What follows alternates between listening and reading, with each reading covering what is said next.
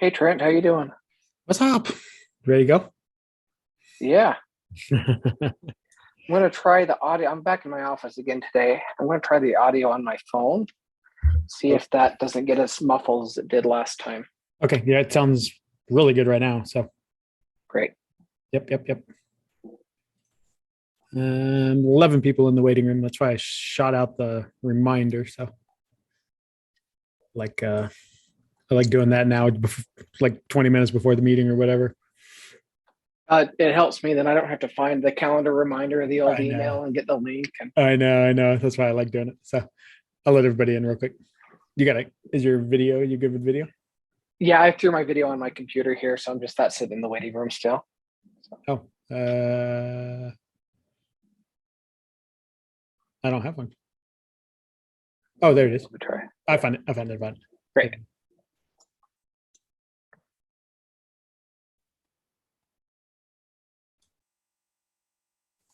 Recording in progress. Cool. Okay. Sweet.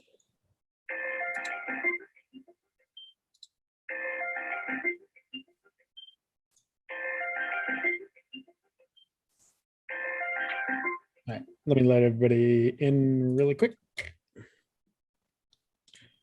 Dun, dun, dun.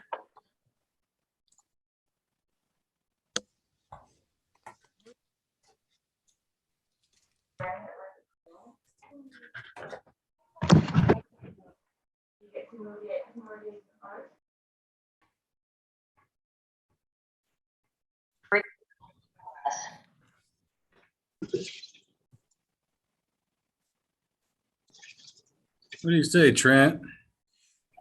You don't look like you have a Hawaii tan anymore. And when you get COVID on day 2, you don't get a Hawaii tan. Get out of here. Oh Oh, yeah. Oh yeah. No. Should have went to the Fort Wayne baseball game Yeah, you instead. should have. Oh my gosh, are you kidding? You got it right when you got there? Yeah. Oh, Probably on the layover in Vegas that we were at. yeah, probably. We got Oh in my like gosh. we got in like at 1:30 because we missed our connecting flight got delayed, so we took the 9:30 directly out of Vegas to Yeah. Hawaii. I was gonna call you.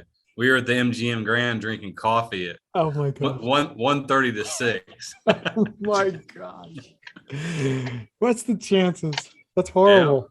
pretty good right now. Apparently, everybody knows who's been on a flight It is running around came again. back with COVID. So Yeah, it is running around. That is crazy. Dang. neither one of us got it real bad, but Yeah, I have a lingering dry cough, but that was right. about the extent of it. That's crazy. Shaved my beard because I got hives. That was about. Sorry, I missed you in Indiana, though.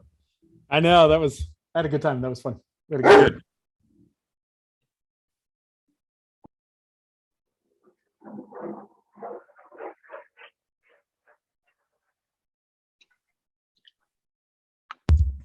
Dogs barking. I like to see Josh in his normal spot finally. We used to always see him in the car. Yeah, was in Delaware last week, Illinois at the end of the week, and left Kansas this morning. Oh my gosh, that's awesome. Back to Georgia. I think 11,000 miles on my truck I got February 15th. oh wow. Those are the updates we used to always get. I loved it. That's funny. I love it. So we'll jump on. Trent Williams actually has a city council meeting tonight, so he's gonna bug out right around about the 1 hour mark. So we'll kind of push through this last second half real quick of kind of the talking points for page 2. And let me scroll down there. We're missing John Stahl and Richard tonight. They're always good for lots of info. Yeah. I was really hoping for their help today because this is all vocabulary stuff. This half was all big words. Love it. We'll go with Mr. Bush on this one then. Yeah. Put the pressure's on. That's right. I love it.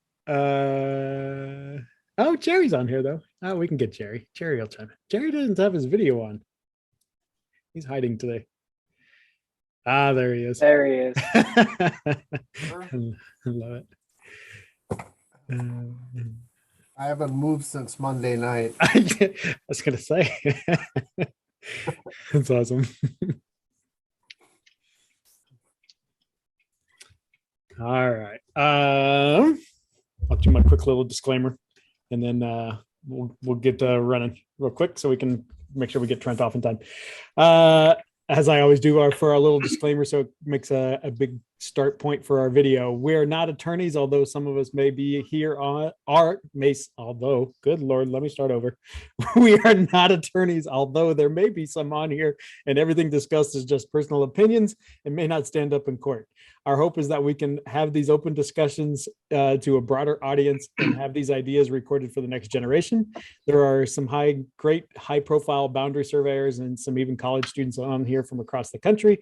And we hope that we all gain a bit of knowledge from each other during these discussions. So we can always unmute ourselves, right? This is a roundtable discussion. It's a little bit different. So we want to make sure everybody participates and ask questions and chats. So I will turn it over to. I do bring my legal counsel along.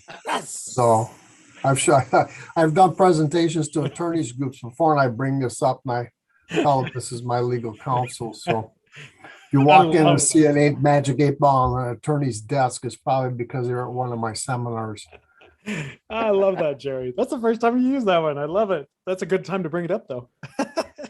And if anybody, I'm still trying to get Chris Klein on Mentoring Mondays. He just posted one about on LinkedIn about monumentation and maybe, when not to hold monuments, this, that, and the other article. And so we need to get his point of view on here because he'll poke the bear as well. So it's good stuff.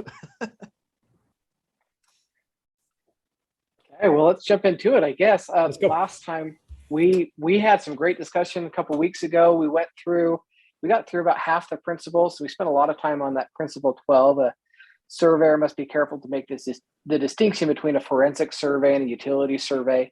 We talked about a lot of different types of surveys. We talked a lot about the different types of evidence. So like Trent said, I'm feeling a little pressed for time. So if I rush through this and want to talk about something, flag it up and let's take the time. But I'm just going to try and go principle by principle here and see what discussion comes out of it.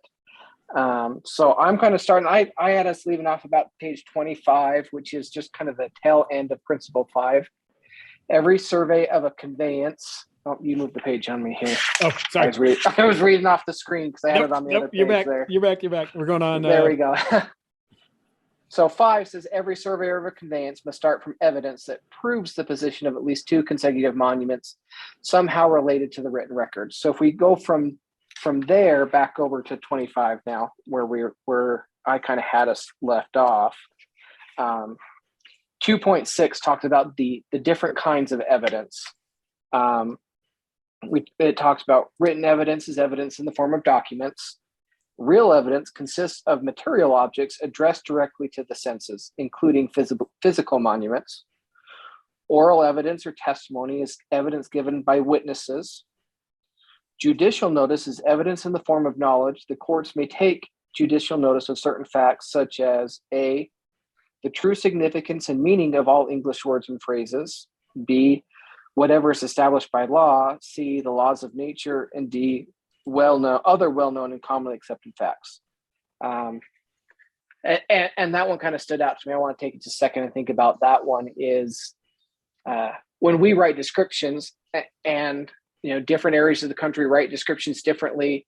I just had someone that I'm training, a kind of a surveyor in training, was punching some deeds for me, and she hadn't seen the habit of in your preamble, you're tied to a section corner where they put the distance before the bearing. And then the rest of the description is bearing distance, right? And she hit it and it threw her off, right? And so often we'll put words or phrases into a description, or you'll read older descriptions and, the words that are in there may have certain meaning and may have had different meaning when it was written. And so that evidence the true significance and meaning of all English words and phrases may actually have a bearing on how we interpret a deed or the intent of a deed. And then 5, circumstantial evidence may be the most important of all the forms or types of evidence when it relates to ancient boundaries. So that kind of wraps up all the different types of evidence that we talked about last time and what we might be finding. And we went through that exercise of, hey, we've just been hired to go do a survey, and here are the steps of doing it. Here's what we might find out there. So we might go talk to the landowners. We might go, find the actual monuments. John talked about how when he goes and does some of these surveys, his forensic surveys, 90% of his work is done before even going out to the field to actually look for the monuments and everything like that. So that's what we're looking for, pulling through the deeds and the ancient records. So that kind of wraps up that principle 5 that we were looking at. Any other comments, questions, or discussions on 5 before we jump over to 6? I think, no, I didn't know if I was muted. I think the highlight of 5, right, is prove the position of at least 2 consecutive monuments. I think that's probably one of the most important parts of that principle 5 there. Having 2 at least original monuments that tied back from the original survey. That's probably the highlight of principle 5 there, which, yep, absolutely. The rest of the evidence is going to kind of fall into place with at least finding those first 2 points, right? So, right. A great example of that is I'm doing a survey. That the deed itself is all of the southeast quarter of section 3, and then and that's what the actual deed says. But then all of a sudden, there's 15 other documents behind it that slowly chip and whittle away at that section, and half those deeds call to stones. The other half call to rebars and caps that were set by a surveyor in the area. He is essentially the surveyor for that area. If you go back before like 98, he's done everything out there. So you always find his caps. And then about 2 years ago, the county surveyor, who is a contract surveyor, but county surveyor, came in and they remonumented everything in the township. So now you have aluminum caps, county caps for all those corners. And so we're going through this huge exercise of always tying back to those, whatever two. It's usually the southeast and the northeast corners, at least as far as those deeds go. But you're rotating everything, you're moving everything, and you're just the big giant puzzle piece. So evidence becomes really big because I'm looking at what is their basis of bearing, what monuments are they calling to, what adjoining, as the subdivision gets recorded, then some of those deeds start calling to the subdivision. So if the calls to the monuments don't fit, do the calls to the subdivision fit better, or vice versa? And so you're looking at everything there. But like Trent said, the biggest thing to pull out of that is you've got to tie to something so that everyone can recreate it. And I think more importantly too, right?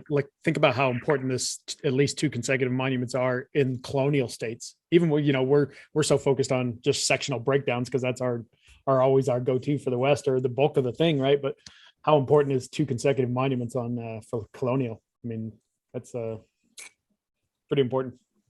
That is. So now jumping into principle 6, we've kind of gathered some of this evidence. We're gathering evidence. So principle 6 says this evidence isn't necessarily proof. So going back to this example I'm using right now in this section 23, where we're breaking down a whole quarter section with 15 different takes across there.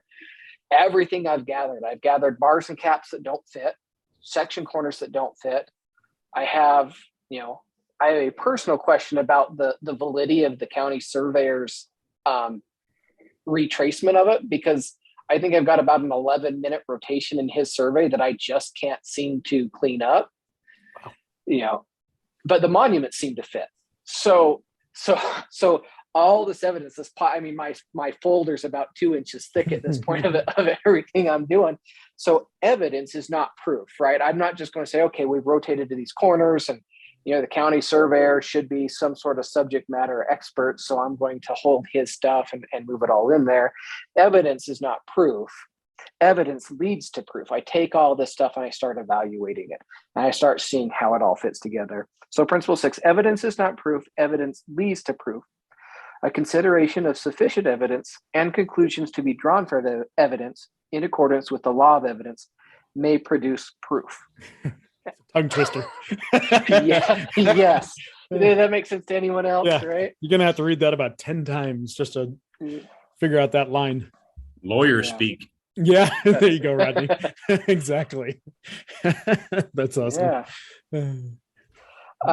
So reading kind of this 2.7, I'm going to keep jumping back. So we refer Yep. back to, I think that's one lesson I've learned from our discussion last week. I want to keep going back and forth between these, but 2.7, it kind of reiterates evidence is not proof of fact. A conclusion or inference that may be drawn from evidence is the proof. It says even a written deed, for example, is not evidence of ownership. It is not proof of ownership. Land can be gained by unwritten rights, and it talks about all that. So again, how do we, that's the biggest challenge I found as a young surveyor coming into the profession is I spent all these years in the field gathering evidence, but then when it came time to evaluate that, that mentorship is critical to sit down and say, why do I hold this one or another one? Why do I think that one is or isn't correct? That second paragraph, proof may be considered the establishment of that necessary degree of belief in the mind of the trier of the fact as to the facts at issue. It is the culmination or the totality of evidence that persuades the trier of fact. With the question of proof comes the burden of proof that must be carried forth. In most litigation, that burden is placed on the plaintiff to prove his or her case. In this, the person on whom the burden is placed must rely on all forms of evidence, usually circumstantial and testimonial, to persuade the trier of fact that certain events occurred. The burden of proof is separated in two parts: the obligation to produce and going forward with the evidence to produce the facts, to prove the facts. So again, we gather them, we evaluate them, and then we go forward with the evidence that prove what we believe to be correct. I'm not going to sit here and just read the whole book, but just a couple other things that pop up here is on that paragraph 3, raw recovered evidence is neutral. So as we gather that, it's neutral. It doesn't have any belief or lean us one way or the other, right? We're just gathering it all in to evaluate it. Any questions, discussion on that part of the book? I want to get you guys speaking. We don't have our heavy speakers in here, so I would love to get some of our muted guys in here and share experiences that you guys have had, so it's not just me talking through this. Again, this is a roundtable. Oh, hi, this is David Bush, and I loved this section because it really this is something that I've always kind of known going ahead, but this put the words into it that oh yeah, all the evidence is just neutral until we start putting it together and start thinking about it, and then it starts to go one way or the other. Should we use it or should we not? So this was one of those real eye openers for me. With like, oh yeah, that's what I've been learning all these years. So I really like this one. And I like the neutral part, right? You got to leave everything out. Nothing is, and it even talks about it, right? Neutral in way and in application. So you got to leave this big broad brush and start painting the pictures, and then start to kind of see how things are. But I would say, like you, right, that key word in this particular paragraph is definitely everything remains neutral, like you say, Bush. Right. Cool. Yeah. That's why we have terms like preponderance of evidence, Yeah. and why we also have an evaluation framework so that we can assign weight to different types of evidence. So we kind of look at it and say it's not all equal. Yeah. Yeah. No, it's great points. Yeah. And going back to my example, right, if I throw out some evidence, I've got to show, once we start assigning, so the next 2.8 is the classifications of evidence. Again, like David said, putting words to maybe some of the actions we go through, right? And so the indispensable evidence, the conclusive evidence, the prima facie, the primary evidence, secondary, direct, circumstantial or indirect evidence, partial evidence, extrinsic and corroborative evidence. Right? These are we as professionals, those have been licensed or in the forensic surveying field, right, and have been doing this long enough. This becomes second nature, right? You don't sit there and put little sticky notes or something like that. Okay, this evidence is the direct or primary evidence. This is the one that I'm going to reject for because it's circumstantial or anything like that. It always becomes second nature. And so how do we teach classifications of these different evidences? And that's a good point there too, right? I mean, think about other professions, right? You watch different shows and attorneys all about whiteboards and connecting the dots and all that kind of stuff, right? That you bring up a good point there, Trent, where that's something we don't necessarily do is you start laying it all out on a whiteboard and start connecting dots. But yeah, we lay it out on a CAD board, right? Yeah, we exactly. sit there in CAD and we move it around and same premise though, for sure. Yeah, we're just looking at it absolutely. a different way. Yeah. But we need to, I guess the thing in the back of our mind as we think about this is how do we defend that, right? Because I do it all the time. I sit there and I come up with a point where I think this is pretty good. And then someone will give me a call or the engineer or client will come up with some sort of easement document or something like, hey, what about this? Why did we not look at this? And sometimes I've got to go back through that whole process from the beginning because I didn't take good enough notes, or I didn't write the classifications of it. I've got to sit there and like, why didn't I do that one? And I have to sit there, spend a half a day to reevaluate some of that stuff to remember why I rejected one versus the other.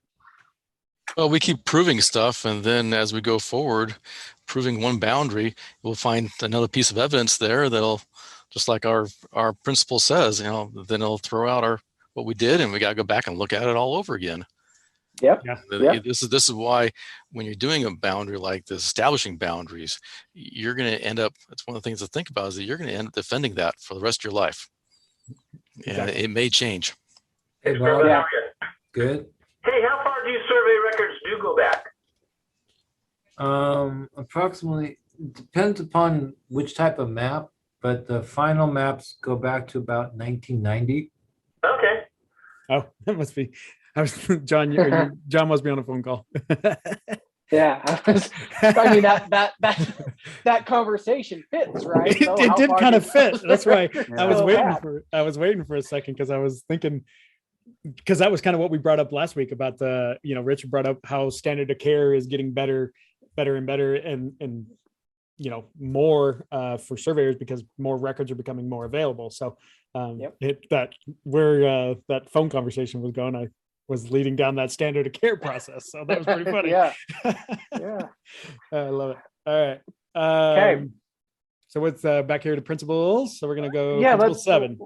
Principle 7. Yeah, let's jump back over there.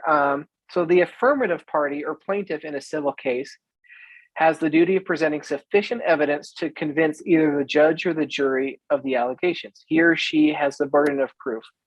A defendant has no obligation to present evidence. So as we kind of come through here, back over to 2.8, 2.9, and some of these, this is where we start getting into the legal vernacular that honestly is probably my weak side, right? I've never had to go defend a survey in court, and I've never had to be an expert witness, right? So I'm like we talked about last time, I'm generally a utility surveyor, and any of my forensic surveys I do, I choose them because they're more cut and dry. So Jerry talked about that preponderance of evidence or the burden of proof. There's a lot of terms that kind of pop up in here that I think those that are in here, Trent and Jerry and probably could speak more towards what is that burden? What is the preponderance of evidence? What obligation to get there, right? As number 7 says, they have the burden of proof. So what is that burden of proof? Because it talks about in the book, in a civil case, right? Talks about beyond a doubt. The term just left my mind here, right? Where on a survey case, we just have to get to a point of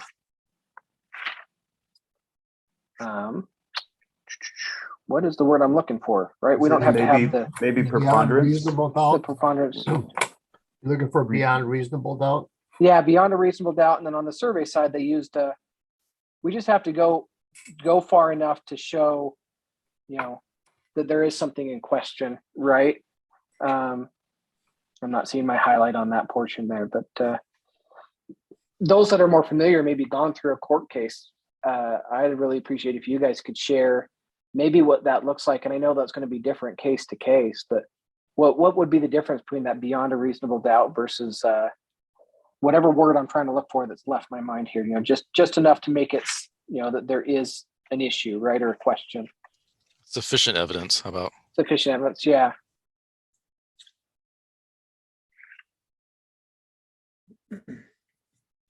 And any thoughts those that have gone, in a court case that would care to share, could speak more to that level of evidence than I could? Or questions, maybe there's some questions those that haven't that, that scares them a little bit and would have a question about that process or getting to that point.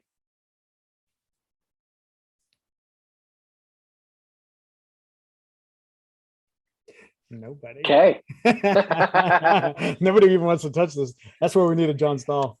That's like I said, I was really kind of hoping he'd be here today to take all these vocabulary words for us. I've been on the stand and I've done expert witness casing, but it was basically a small kind of boundary dispute. So nothing like super crazy high end, expert witness case type stuff. So interesting. Yeah. Well, by the very nature of the beast, it's hard to come up with a definition that's pretty cut and dry because there's so many variables associated with it. If there weren't, then the surveyors that are hired as expert witnesses on both sides of the issue would come up with the same conclusion, and there would be no argument between them. Yeah. So I mean, I think that the preponderance or the beyond reasonable doubt type of principle is what would a competent surveyor be inclined to decide based on the evidence that's available, and providing that a sufficient and what a competent surveyor would do as far as how far do you go looking for evidence. At what point do you stop? Do you think that you've achieved everything that you can as far as evidence you've accumulated, and anything beyond that is going to be so weak or so inconsequential as it will not affect the way you evaluate the evidence that you already have. And that's always a question of who goes how far. When my students ask me, when do you stop searching for evidence? And I say, well, there isn't anymore.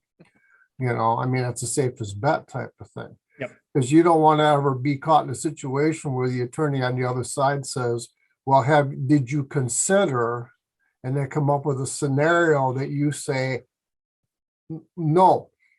Because if you do say no, you got to say why. And that why's got to be based on the evidence.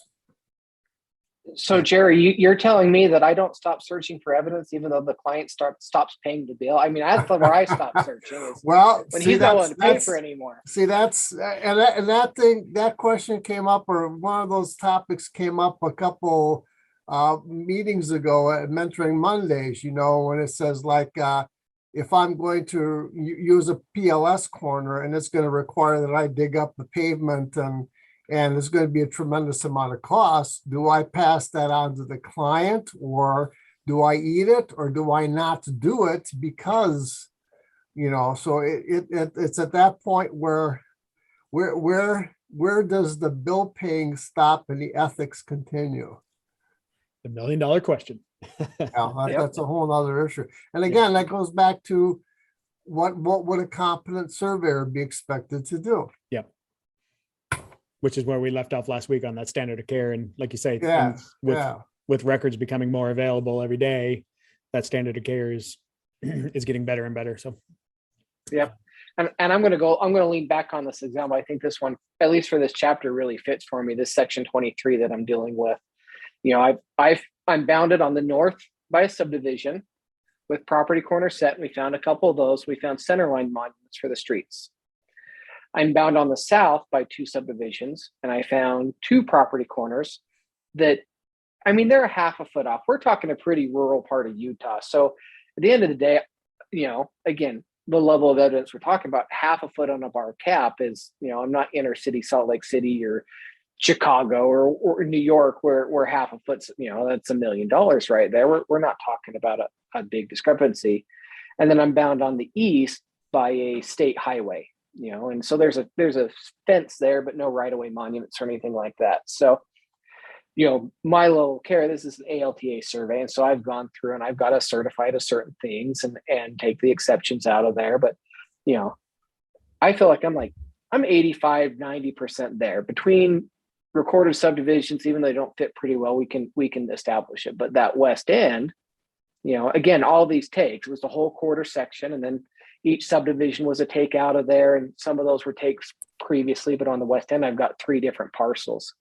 And, so I've got to the point where I've exhausted, personally, and this is just personally, I feel like I've exhausted everything I could. I've gone to the parcels behind those ones to look for property corners of it. So I'm 2 parcels out now, right, from my property to look for evidence. I've talked to whatever landowners I could, but these are all trusts. The people that know anything about it they're all past, right? So there's no first level witnesses to those properties. And so I've gotten to the point that, okay, the client doesn't want to pay me to do anymore, right? And there's really not much more I think I could do to establish this. So, we do the stop work. We have a discussion of, okay, client, these are the options we have, right? Let's start getting in kids or grandkids that may have some evidence. We need to start talking to people, but this line is actually going to be a pretty critical line, because there are no deeds between each side. So there's no way of establishing it at all. And there's really no occupation either to rely on. So we hit a stop work, right? We look at all the evidence. We feel like we've done enough. We've hit a stop work and start having a discussion with the client. We talked about that a little bit last week. I think this kind of summarized both 7 and 8 too. And actually, Paul just jumped on. I don't want to put Paul on the spot, but Paul is actually an attorney as well. Surveyor, editor, past editor, Cal surveyor. But so if he could have joined the conversation a little earlier, but I think kind of the wrap up with both 7 and 8 would be, something to kind of live by, which I've talked about a few times and even on these before, but making sure that map goes out defendable before it even leaves, right? So applying principle 7 and 8 to your surveys before it even leaves your office, and making sure that beyond a reasonable doubt, right, that map is defendable. I think if you take into account 7 and 8 wholeheartedly before that map leaves your office, then you've kind of taken care of those 2 principles and making sure that it's defendable beyond a reasonable doubt before it walks out the door. So I think that's kind of the wrap up, I think, between Just 7 and 8. remember that, just remember that as a professional, when that map goes out, you've got a signature and a seal on there. Yeah. And a statement. And what does that statement say? Absolutely. I certify 2. Yeah, I certify 2, that it meets all.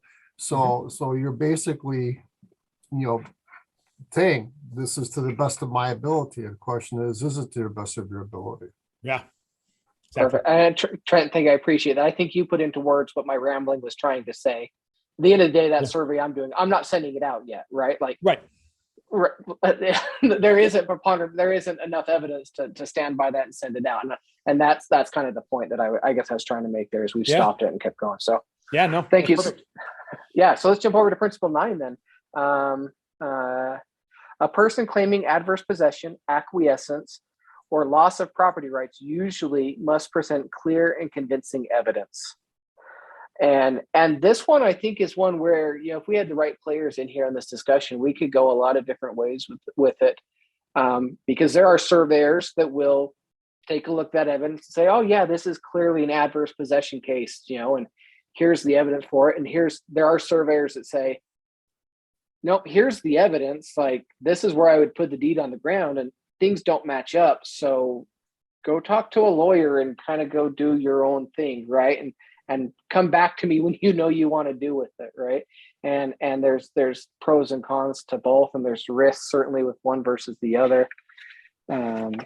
Jumping back over then to the book where that principle is, principle 9. And this is another one. It's a pretty short little section here as far as the wording goes in the book, but 215 on page 36.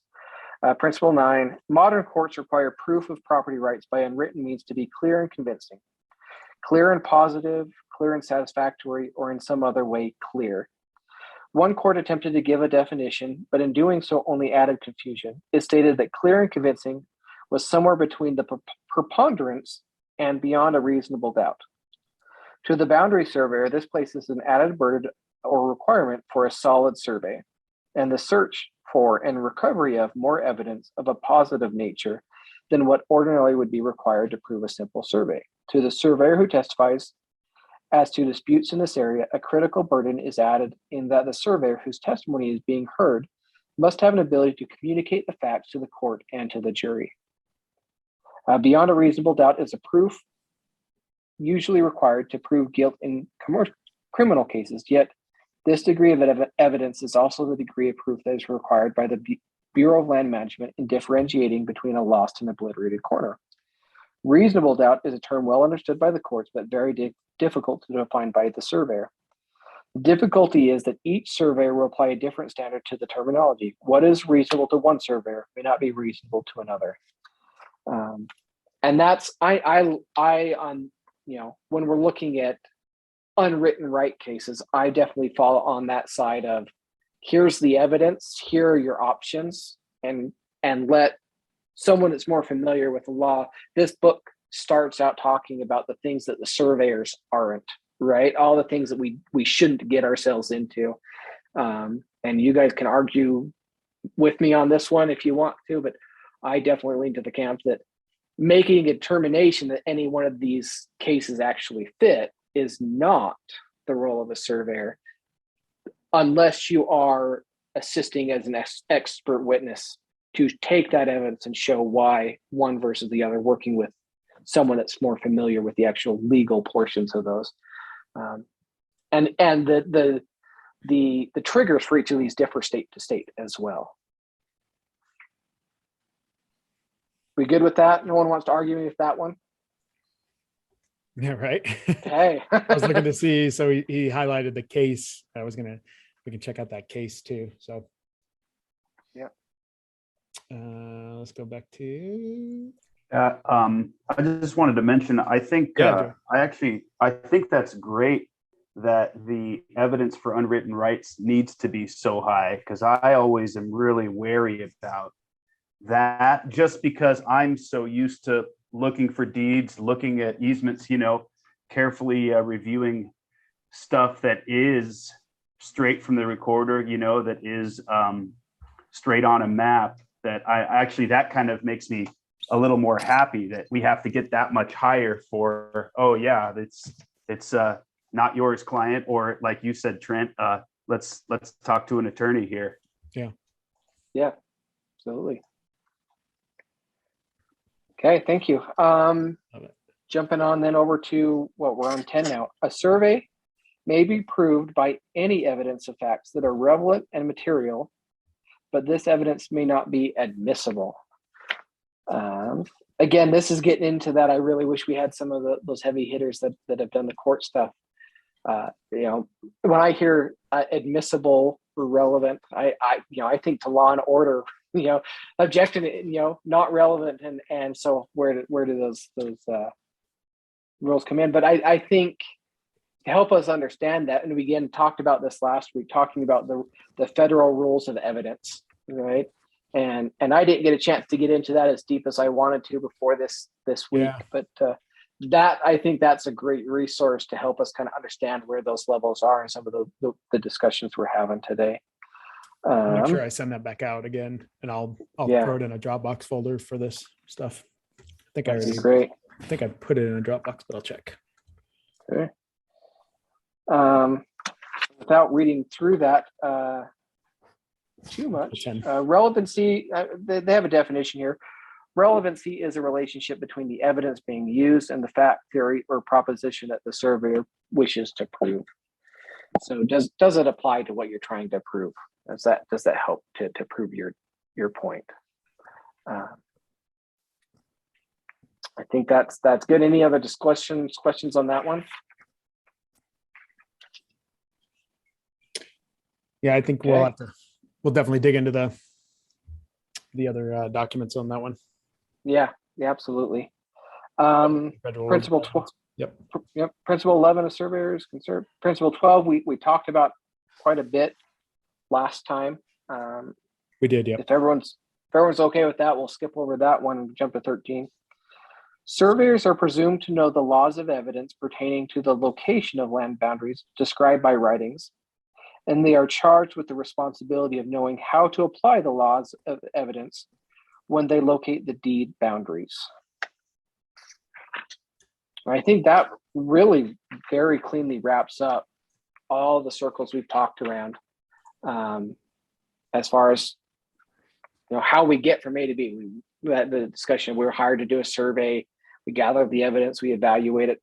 That is our charge right there. That is the purpose of a surveyor, to know the laws of evidence, to understand them, and to be able to, if you don't know them, you can't defend them. It goes hand in hand so cleanly that they have to go together. I think a good kind of spot to talk about is I think it's 2.22. There's 7 little passages there that kind of help talk about applying this.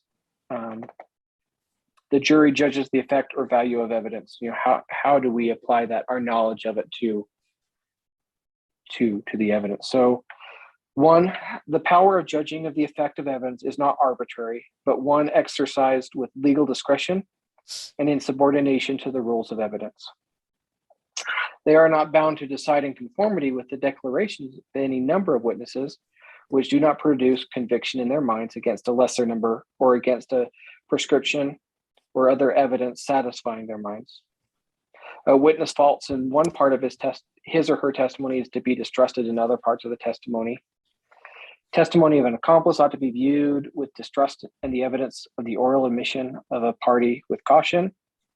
In civil cases, the affirmative of the issue must be proved, and when the evidence is contradictory, the decision must be made according to the preponderance of evidence. In that criminal cases, guilt must be established beyond a reasonable doubt. Evidence is to be estimated not only by its own intrinsic weight, but also according to the evidence that is in the power of one side to produce and the other to contradict. If weaker and less satisfactory evidence is offered when it appears that stronger, more satisfactory evidence was within the power of the party, then the evidence offered should be viewed with distrust. Again, taking the rules of evidence, how we do it. This is what this section talks about, and we can go through each of these. 2.24, weight of new and old evidence. 2.25, scope. And this is, as a book, we're still kind of rolling in from 11 to 12, but I think when we talk about applying the rules of evidence, each of these things talk about how we apply it, right? Distrusting the testimony. Understanding the laws as it relates to boundary surveys, duties of survey and finding evidence. And then, really that kind of takes us to the end of the chapter, right? Principle 13 that we're talking about, taking everything and putting it together into one complete whole and completing our survey and putting a stamp on it.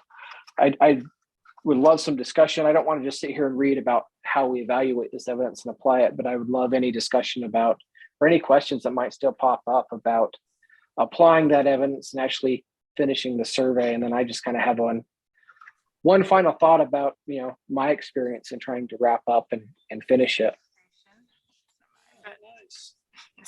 Not much, but where's the En-ROADS application? Okay. Enjoying it. I think, going back to the very part of that, right? And I think this one almost warrants like a whole nother discussion, which is understanding the laws of evidence, right? I mean, that's the very first couple of words of that. I was trying to go highlight that again, but surveyors are presumed to know the laws of evidence pertaining to the location of land boundaries, right? And so from an elementary standpoint, say the college students or the ones that just come into the profession, like how do we know those laws of evidence, right? And so, and then that could be just a long kind of a discussion just in itself. And so that would be one. I think we got the classifications of evidence, law of evidence, but how can we kind of hit on that, I guess, a little bit more? The burden of proving a boundary is placed on the person claiming the boundary, not his neighbor. So, that's kind of the ones I think that I would want to kind of hit on a little bit. Absolutely. If you don't know, you don't know, right? And so or you don't know what you don't know. And so that's where I want to kind of maybe hit on that a little bit. And that's the hardest thing about, discussing this, right? The challenge of it is each of those things are going to be so different for every survey, right? Again, in my example, the section 23 is I found section corners. They're called to by, and again, in Utah, a county surveyor has the jurisdiction over section corners, so he should be the subject matter expert. But if I retrace that and find something wrong with there, right, how do we go through and evaluate that and throw one out, And so you have to ask that question. You have to rely on your mentors. You have to kind of go through that bit by bit. And so much of that is just going to be, so much of it's going to be your mentor, right? But so much of all sides, it's just going to be experience, right? Yeah. And getting a feel for it. I throw it out to those that are listening here. How do you feel comfortable doing that? How do you evaluate that? How do you make those determinations? To answer Trent's question there and have that discussion about it. I'd love to have other people kind of jump in and talk about your experiences with it. There's a good highlighted one on the screen. If the evidence has changed, then the final conclusions may change, right? That goes back to exactly what Jerry was talking about earlier. Or in your case of, what's going on with yours, those original section corners may not be the exact location. So that's a pretty big line I like too. So. Yeah. We kind of talked about that one last week a little bit. Again, I talked about my motto is I don't know what I don't know. And, strong opinions loosely held. Like I'm going to defend my survey to the end until there's a reason to change my opinion on it, right? Yeah.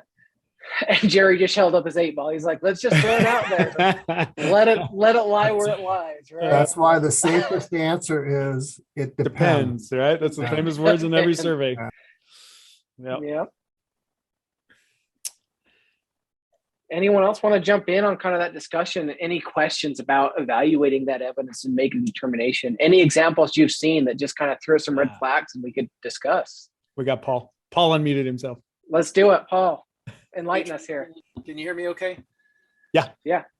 So, I was a little late today, and the reason was I was coming back from a mediation where this was a topic of relevance. And unfortunately, it didn't settle, and it looks like these parties are going to go to litigation and probably spend, at least $150,000. And a lot of this is related to the survey practices of the surveyor. In this case, the property owners probably hired the cheapest surveyor they could and told them, we're finding the cheapest surveyor to do this work for us, right? So it's kind of a bad place to start from, but we all know that clients are like that and they do this.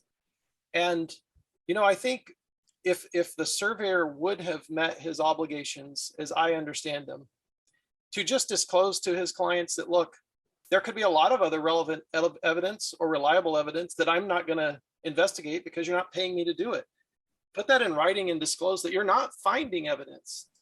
That would have been a huge benefit to these parties. But as it was, they paid for a very cheap survey. They got what they paid for. Now for about 5 years, the parties have been relying on this, and until they learn that, basically there's no way that information the surveyor provided will likely withstand court scrutiny. But he had no evidence And, it's unfortunate because it makes our profession appear to the public to be just less than worthless. It's like a burden on society. Yeah. You hire a surveyor and you actually have a liability that you incur. And it relates back to this topic. So I'm so glad to see that you guys are going through this book, because I think it's a huge benefit to professional practice everywhere. Yeah, absolutely. And we've had, like we talked about, John Stahl's been on here, and Richard out of Maine, just been two really good guys to have a lot of good input every week. But we're missing them tonight. But yeah, no, it's great. And then, the amount of money that's being spent now after the cheap survey, right, is the crazy part to that whole case. So it's unfortunate. And I'm with you. And so hiring a surveyor now, now they know there's a problem. And so now that they got to disclose that problem, right? And so it goes back to your point, Paul, with why hire a surveyor if he's just going to find me problems? And then I got to disclose those problems. So interesting. But well, and it's not even just hiring a cheap survey, right? Like you could hire a cheap surveyor that puts all those exceptions on a survey. I staked the deed, I went out there, and that's all I did, and I didn't look at anything else. And that honestly does a little bit of a disservice too, right? Because landowners don't understand what goes into it, right?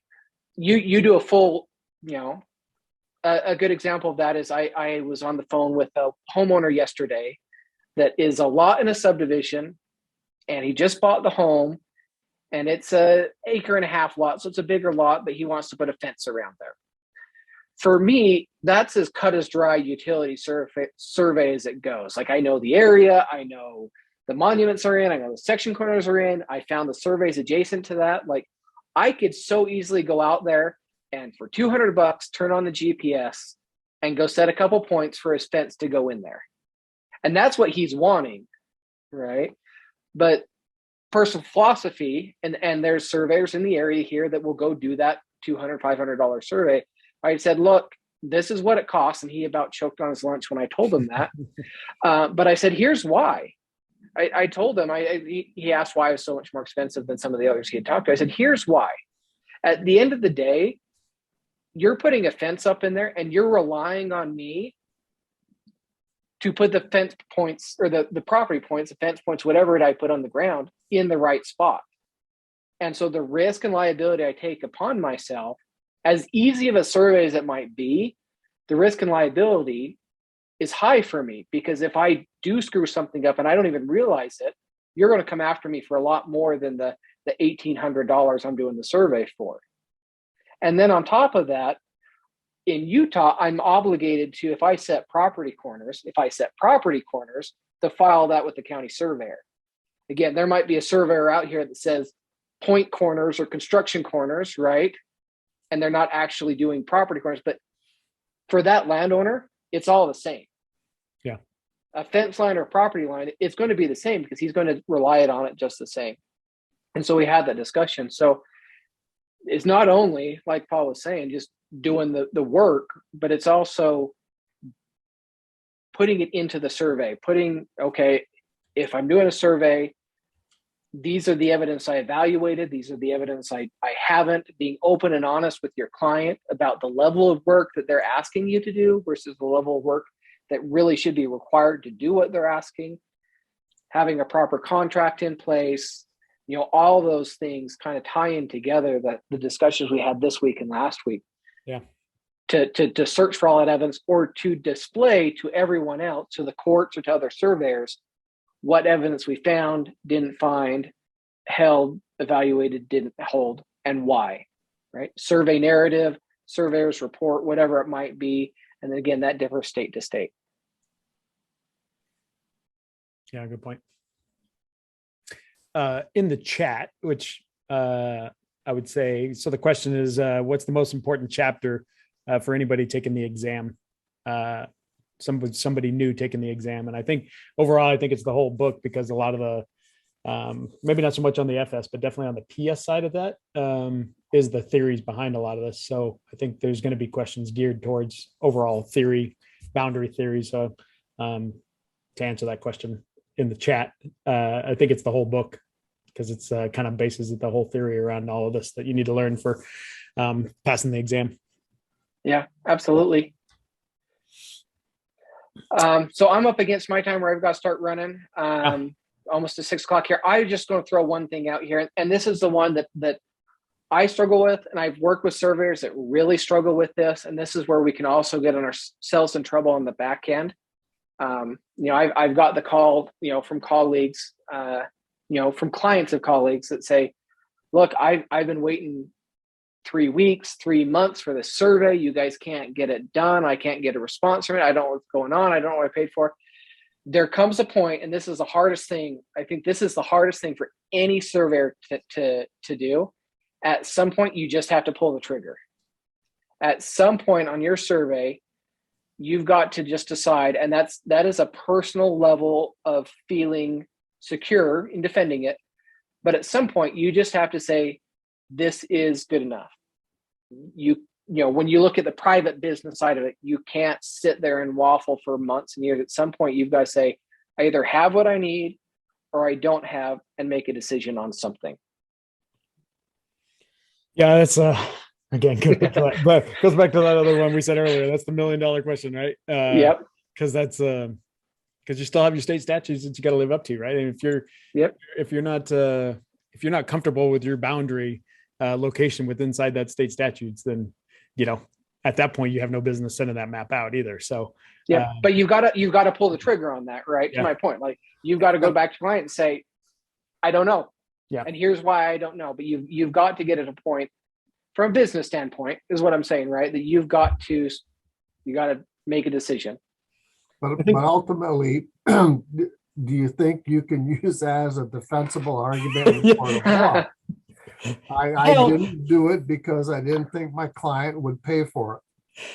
That doesn't even show up on your 8-ball there, Jerry. No, but that's right.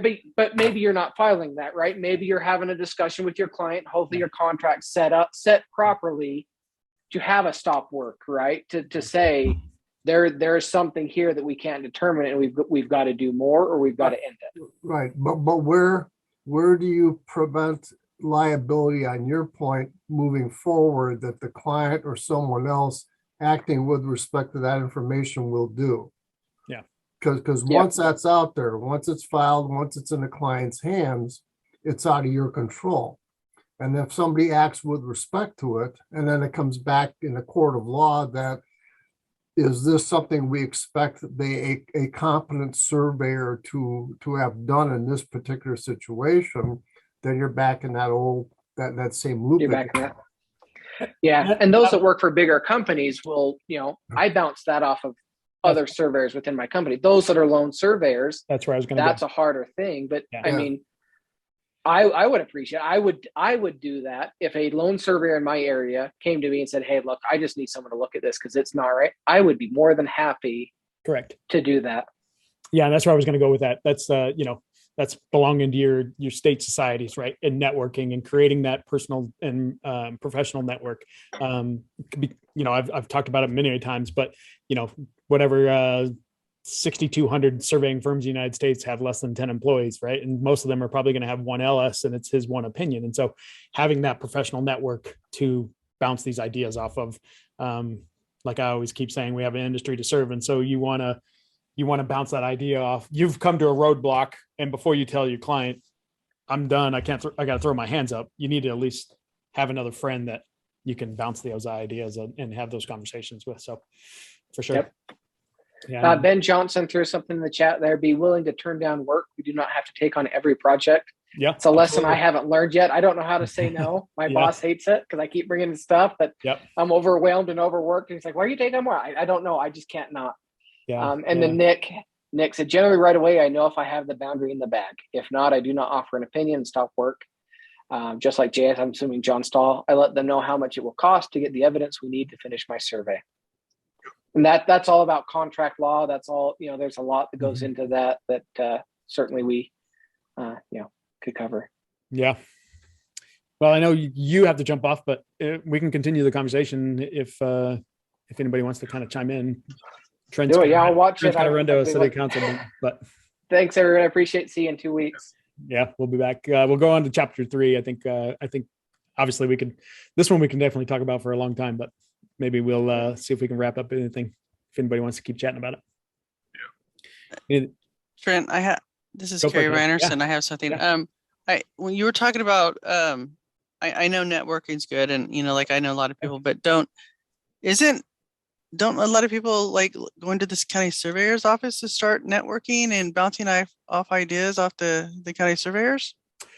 As you should. I mean, yeah. Isn't that a good idea? Absolutely. I would agree with that, Carrie. Yeah, it's well, I'm sure David could attest to that as well, being in Orange County, but that is one thing. I mean, if there's a boundary situation that's may affect a county right of way or county roads and stuff like that, I mean, we're definitely looping in the county surveyors and that kind of stuff. But as far as taking them from a private surveyor private survey that may not affect any of their right of ways or anything like that, other than just being a friend and a personal opinion, I'm not sure that they may give you too much outside of that.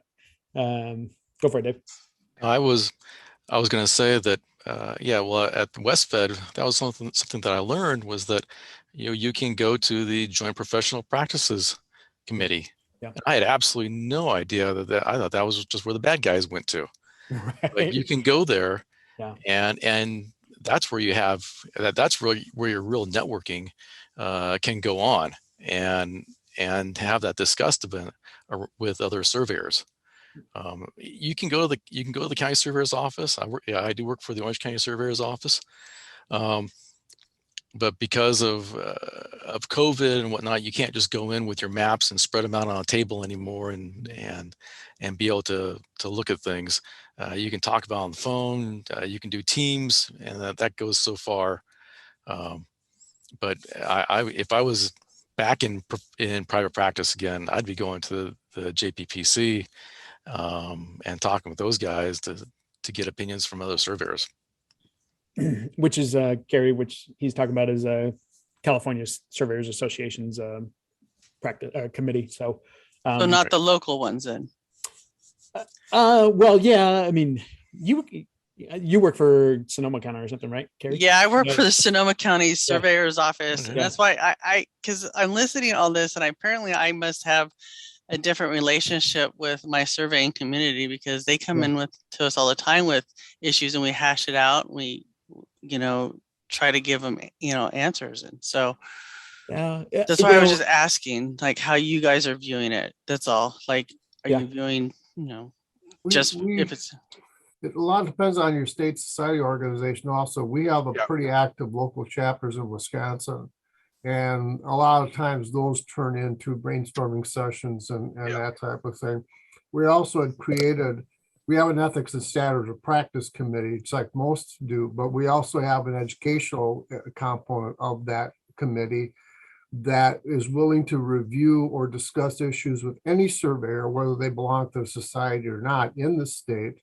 And they provide checklists for how to complete maps and plats and this type of thing. So there's help there if somebody wants to take advantage of it. We've still got, I think, some of this stuff in this masculinity. I don't need any help. I don't want to go to anybody and tell them I have a problem type of thing. And I think that's still one of the things that we're fighting within the profession. But there is help out there. I mean, we're in this together. We're competing professionals, but we are professionals, and part of the professional aspect is sharing knowledge and learning off of each other. Exactly, Jerry. Carrie, Beck, just Sonoma County. I'll get 1 second, Josh, and then I'll. That's California, Jerry. Yeah. Well, and I was just gonna say with yours being, Sonoma County, I think, and I'm sure it's different across the country. My perspective here in Las Vegas, I mean, we're going to say more of a newer county, right? And a lot of our records are online. And so in some of these smaller, more rural counties, you're definitely going to go to the county surveyor and say, I'm having a hard time in this area. What do you have on file, or what do you know about this area? The kind of the historical background of those particular areas. I would just, from a Las Vegas standpoint, we're a little bit all of our records are so new to some degree that we don't have those kind of difficult areas. So Okay. I would say it'd definitely be more beneficial and definitely some more rural counties for sure. Go for it, Josh. Yeah, I know where I'm at in Georgia, the county surveyor is a part-time job. And depending on the population of the county, you don't even have to be registered to be the county surveyor. So we generally don't go to the county surveyors for anything for the simple fact, normally it's a competitor or they're not licensed. But part of what I think Trent brought up earlier was, I think part of the issue I see, at least in the last 20 years in Georgia, is surveyors, we're not communicating with the clients and we're letting it go 2 months, knowing we're having issues and not going to the clients to say, hey, here's the deal. And with me, it's easier because 99.97% of all my work is utility related. And my best friends in my 20-year relationship with the utility companies in Georgia are the legal counsel for the utility. Yeah. And I sit down with them and go, here's what we've come up with. What are you willing to defend? And that might very well change my solution to whatever I'm doing. Yeah, it definitely. Or like encroachments is that way too. It's like, well, is it over the property line? Well, here's your right of way. Here's the building. You're the attorney. You tell me. Yeah. Yeah, that's a great point, Josh. You got a bigger team of like you say, utility attorneys and stuff like that are gonna definitely back you in that situation. Yeah, because that's been my fight with the land groups is they want the lowest survey cost to do the work.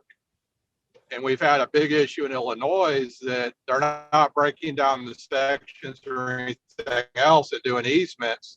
And I went back from a project 10 years ago and I showed them where if you break down the section where you just bought that new 50-foot easement, it's 100 feet from where your pipeline is. Oh my gosh.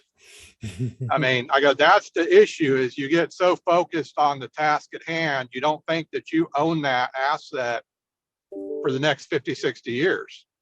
So it's worth paying that little front end cost to do it right. Yep. Yeah, I agree. Jerry was jumping off. He was sending me a text, but yeah, no, it's these discussions are, I think, beneficial to what we're talking about. Just having the ideas to bounce these ideas off. Like Carrie says, why wouldn't you go to your local county surveyor, right? It's like maybe, and Josh says, why would we? So it's when we deal with 50 different states, it's amazing the different I guess approach to each project. It's pretty crazy. So I guess kind of back to this actual chapter. I mean, anybody want to kind of discuss anything more in depth? Anything that kind of stood out that you guys wanted to discuss? We're having a hard time with the roundtable side of this. There's only a few people chatting. I love it. It mentions the burden of proof only on Louisiana as being equal. Are there any more states that carry the burden of proof this way, or is it only Louisiana? That is a good question. Yeah, that's another one where when we get into some of these presenters, they're like they just hit boundary related type stuff with a broad brush because it is so dependent on state laws and state case laws that have kind of driven that. And so I'm not sure I necessarily have the answer to that one either, but okay, so I can infer that it should be most of them that carry as the plaintiff is the one that carries the burden of proof. It's easy for. Yeah. Which one where were you reading that one on? I'm looking at, let me see. And then I can kind of highlight it here and then we could kind of read it and chat about it. Yes. So I have the 2.12 burden of proof up. Is that where we were chatting? Yes. Okay. And bear with me because I scrolled it and I lost it. That's okay. Let me see. Burden of proof.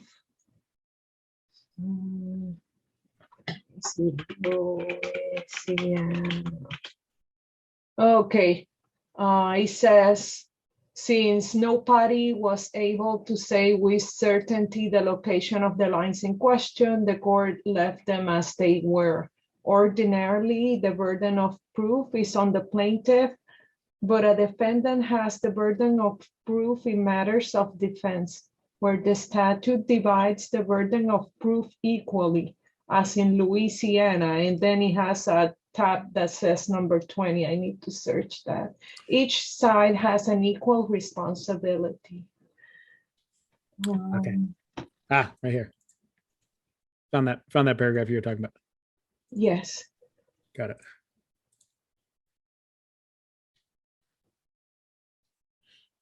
So the 20 is probably just calling out the court. Yeah, the court case. Got it. Let's go back.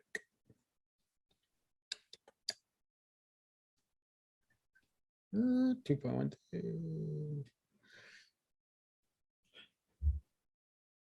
That was my only concern, and I ask you because you have so much experience, and I did the search on Google. Believe me, if I'm asking this because I already checked. Thank you.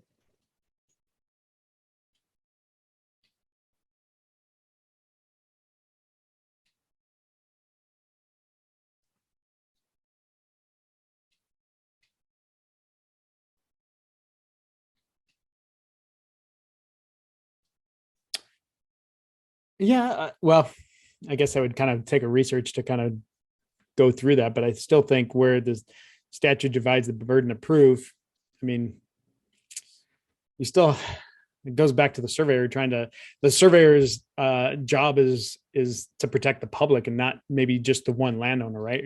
Even though you're being paid by one client, your burden of proof is protecting the public. And so no matter who's paying the bill. And so I think that's kind of where each side has an equal responsibility, kind of goes back to that same line. I think that you're there defending the public. We can probably dig into that one maybe a little bit more. Anybody got anything to add on that one? Maybe Paul does. Yeah, there you go. Go for it, Paul. Yeah. So maybe a little bit related. It's not really an answer to the question that was raised, but there's a famous case here in California where Walt Robillard testified on behalf of the plaintiff. And in that case, the defendant surveyor had filed a record of survey, and it was kind of your average survey, not a huge amount of money was spent on it, but it wasn't terrible. But then the plaintiff saw that and said, well, I don't agree with that property line. So he hired his own surveyor and ultimately hired Walt Robillard to testify as an expert in the litigation. And they did a really, thorough survey. And this was related to a PLS line. So the plaintiff in that case did bear the burden and had seen sort of what the opposition evidence was. So he surmounted that with his the amount of evidence that he presented as the plaintiff. But then, when you're in trial, you go through discovery and each side is questioning the other side. You give me what you've got, and all that's done before you get to trial. So that original surveyor then had the chance to come back and basically beef up his original survey work. So he went back now and did an extreme retracement of this old PLSS township boundary line. And ultimately, the case was decided against the plaintiff, against Walt Robillard and that expert team. And when you read the case, you can see that each side is sort of amassing more and more evidence. And possibly, if Walt and the plaintiff's team had been able to sort of then take yet another bite at the apple and add even more information to their retracement, it possibly could have gone the other way. But because of the way litigation goes, with the plaintiff bearing the initial burden, then it being passed off to the defendant, and him coming back and being able to add to what was initially known about this boundary, they were able to win in burden of proof battle. So it's a super interesting case, but I guess the Yeah. relevant point here for everybody is that when you do a survey, it may not be the end of the issue about how much proof and evidence you can add, or it may be. It could be that's all you get, and you're going to have to live with it. Yeah. First in, right? First in, or coming up with the evidence. Ben shared from Cornell Law burden of proof thing as well. That's pretty interesting there. So I'd be curious on how that plays out with the federal rules of evidence as well, and where that kind of plays into burden of proof, how these all tie together. That'd be interesting. Go for it, Carrie. Well, I just wanted to say what kind of stood out to me in this chapter was if you go to the paragraph right above 2.24, right above 2.24. Yeah, 2.24. 24. Sorry, not 2.4. No, 2.4. The paragraph right above that. Got it. Where it says judicial notice. Okay. Since we have attorneys on here, do they recommend that we should actually state what books that we're using for the evidence when we go to court? I mean, I've been to court a few times, but I've never seen this section of telling your attorney to tell the judge, to bring it up front, and then you don't have to really prove it. I'm not really making sense because I'm trying to get it clear in my head. No worries.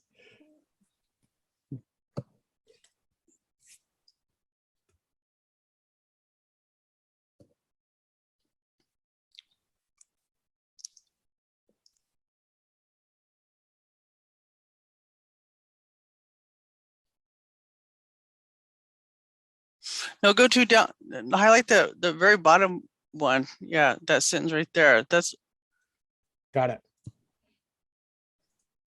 It's like you're relieved from having to plead the facts so you tell them like what I'm using, like the BLM manual or this evidence and procedures.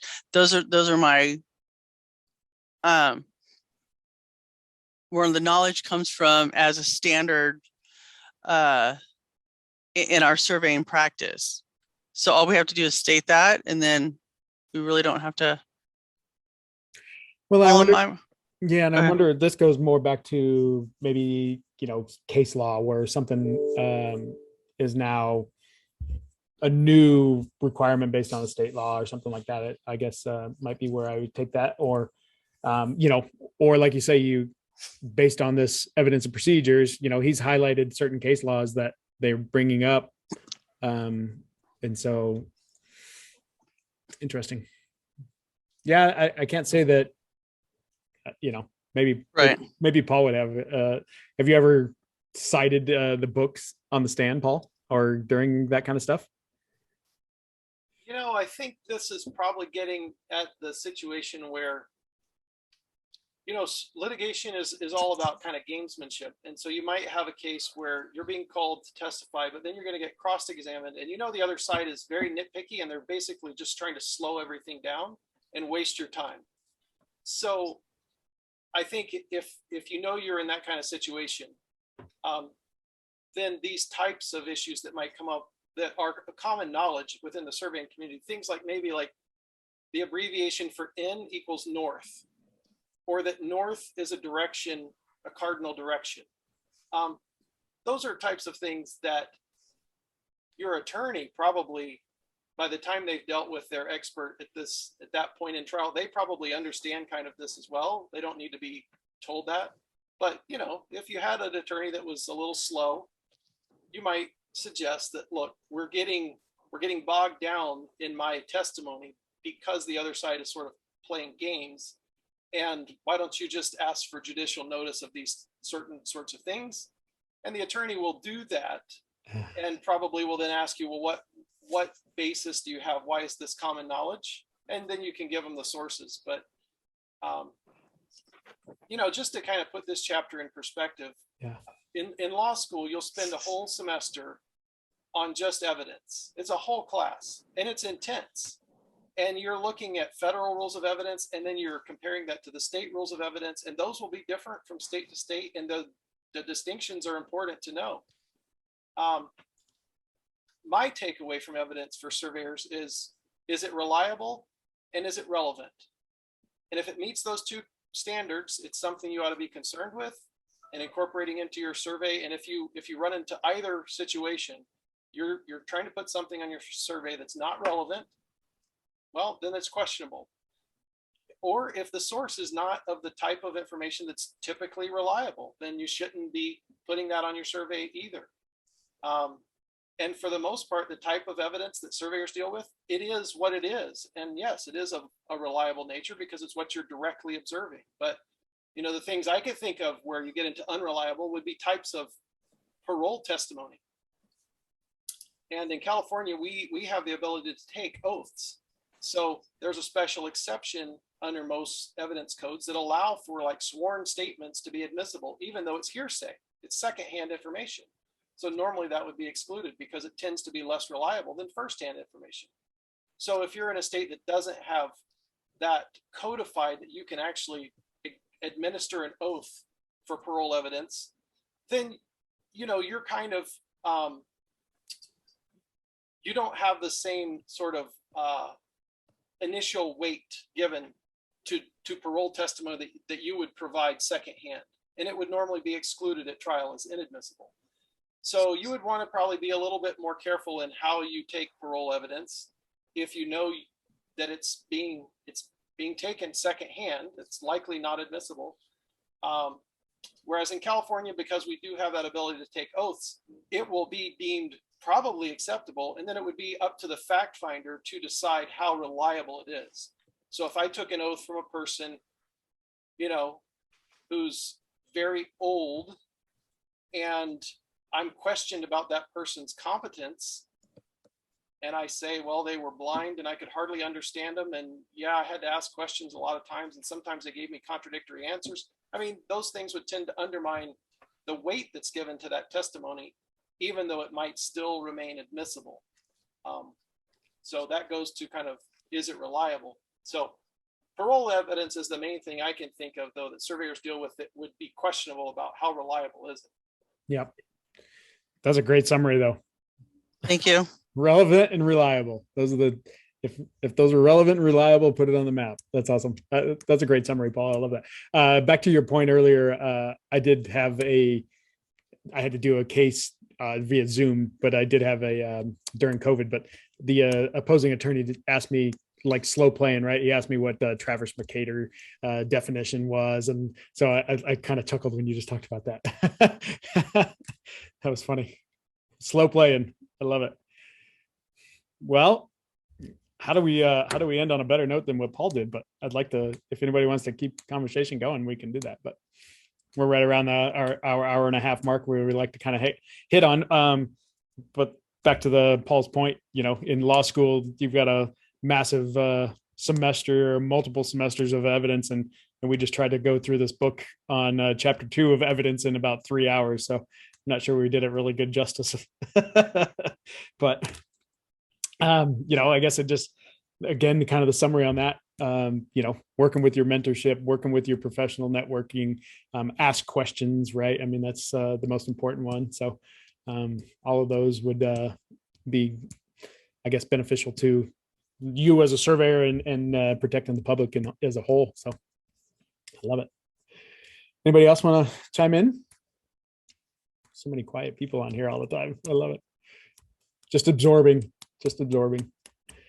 Well, I guess on that note, since Paul ended it so well for us, I love it. We'll pick up with chapter 3 next week, and chapter 3, where are we at? Go back to the top. I had chapter 3. That was what I was clicking on. Words as evidence. So we're going to continue it, basically more down the evidence path. So on the chapter 3 side of this. So we will the 22nd, I think, June 22nd, right? Yeah, that's the fourth Wednesday. So June 22nd, we'll be back. And I'll get this one posted up this week as well on the mentoring or the Wisdom Wednesday website. So Trent, are you ma'am. predicting that this is gonna take like 2 meetings again because there's 18 principals? I know it may. Okay. I'm just gonna kind of Go with the flow. Okay. roll with the flow and see how we how we do. But yeah, we'll just we'll play by ear, see how the conversation goes. And thanks for everything. Appreciate it. Of course. Awesome. Thanks, Have a good night, Trent. everybody. Bye, guys. Thank you.